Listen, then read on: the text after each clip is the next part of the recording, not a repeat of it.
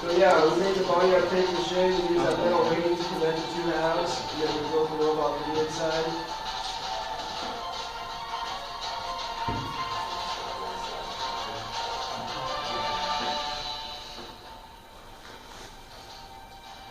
There's a cool video of it moving around on the inside. So, cool. Thank you, Aussie, for putting that together. Woo.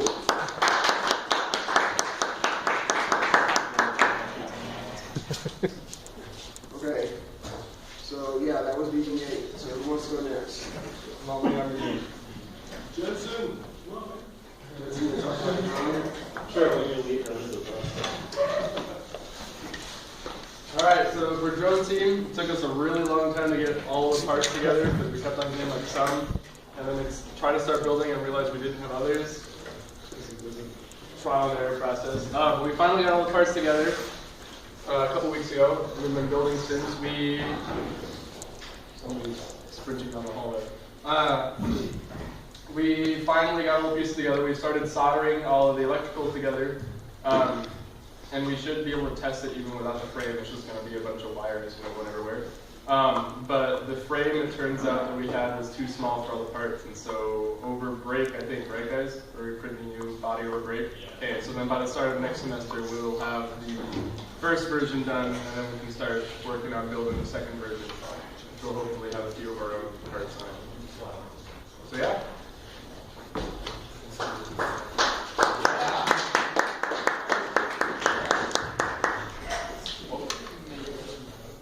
Huh? Go. Just a drone. It's not just a drone. Come on. It's the best drone. It's the drone. Confused. I have no idea as to what you're actually building. It's just it's a quadcopter. Okay. That gives me more information. Huh? Alright. So, BattleBots. And essentially what we did this semester is we decided to start on a new 3-pound bot just to get some of the more creativity flowing. And we're planning on actually taking this one to the April competition. If we finish this by sometime next semester, we're going to go back and work on a 12-pound bot and work on taking that to the competition as well.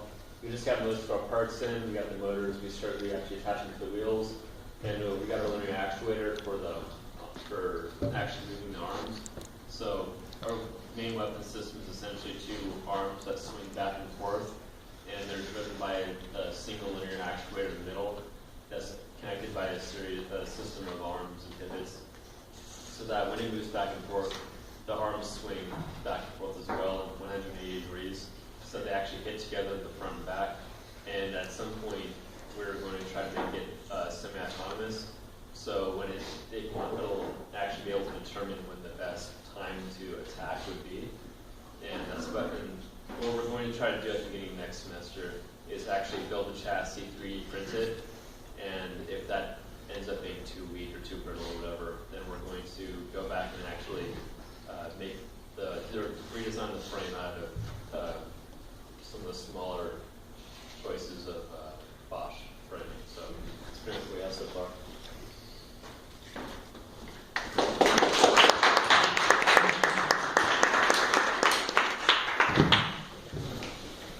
You want to go for Swarm? Sure, yeah. Okay.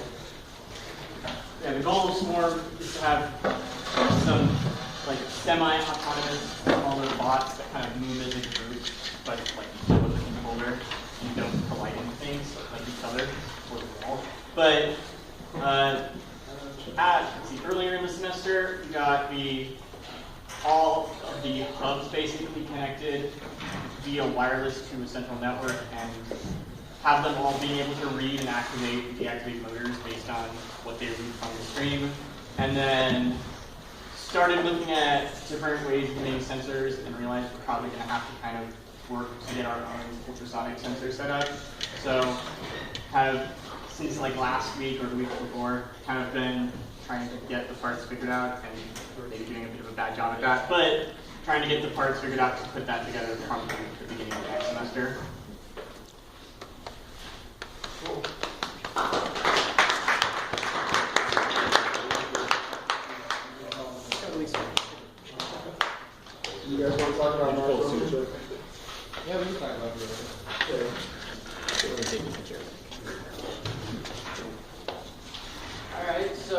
for the Mars rover, basically all we did this semester was a lot of really intricate planning so that at the start of next semester we can go straight into building, and hopefully from there we can get it moving and then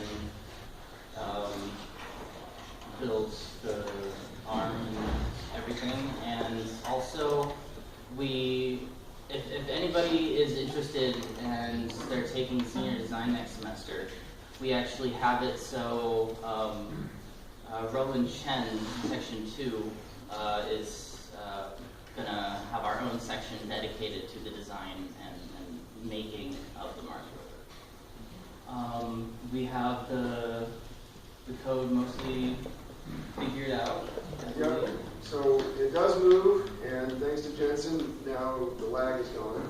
So yeah, we got it moving at the beginning of the semester, and then Jensen came up with a brilliant idea to reduce the lag, so we got rid of the lag.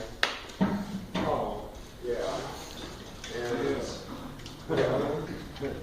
And our electrical engineer guy, Peanut, finally did a low voltage detector for us so we can stop blowing up our lithium polymer batteries. Which, yeah, we've kind of destroyed 2 of them so far. So that was not a good thing. So if anybody here is ever wondering if you can damage your batteries by running them too low, yes you can, and it's not a good thing. So always check your voltage levels on your lithium polymer batteries. So yeah.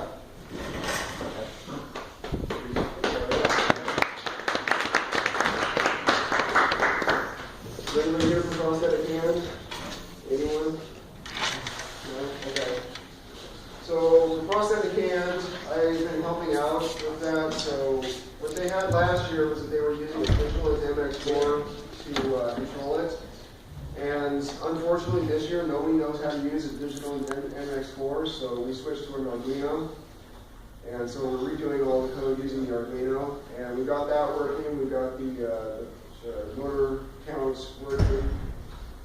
Next we're going to implement the PID control to try to get it so that the joints actually can hold to grip something.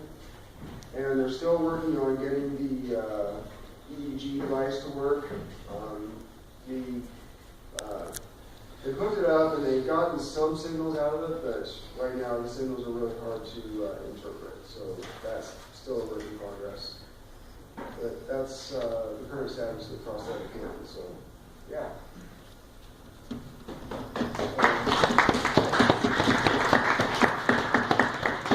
Did that cover everything? Did we miss anything? Okay. Well then, that's everybody's project update. So now on to the fun and games. Yeah, right. I'd like to say something. Okay.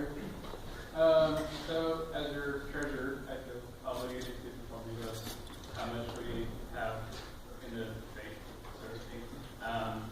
So as you're thinking about your projects, I'd say don't be hesitant to purchase things, or at least to write down what you want to purchase. Make sure, if you haven't done it before, make sure to get approval from us, or at least check to make sure that, yeah, this is going to be fundable. But the thing is, we have, in total, I mean, some of it is already, there's quite a bit that's already allocated, but in total we have $14,000 from the tech fee, and we also have $5,000 from the parents fund that we got this year. So good job on everyone that put together a proposal. And we have a lot to be thankful for the last group of officers that did all the paperwork to get that $14,000 for the tech fee in last year. We're going to have to do the paperwork for that again this year, so we can try to get those dollars again moving forward. In addition to that, we have about 5,000 just sitting in our in the RSO account. So if there's small projects that you are thinking of, I suggest write a proposal.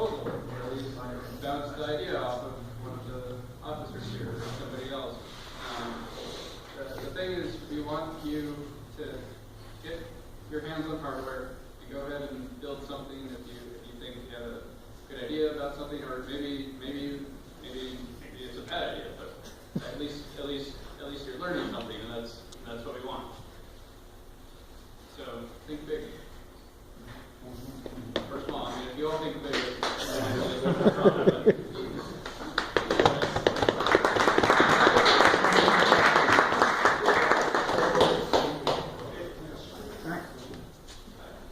Okay, so we're going to do this.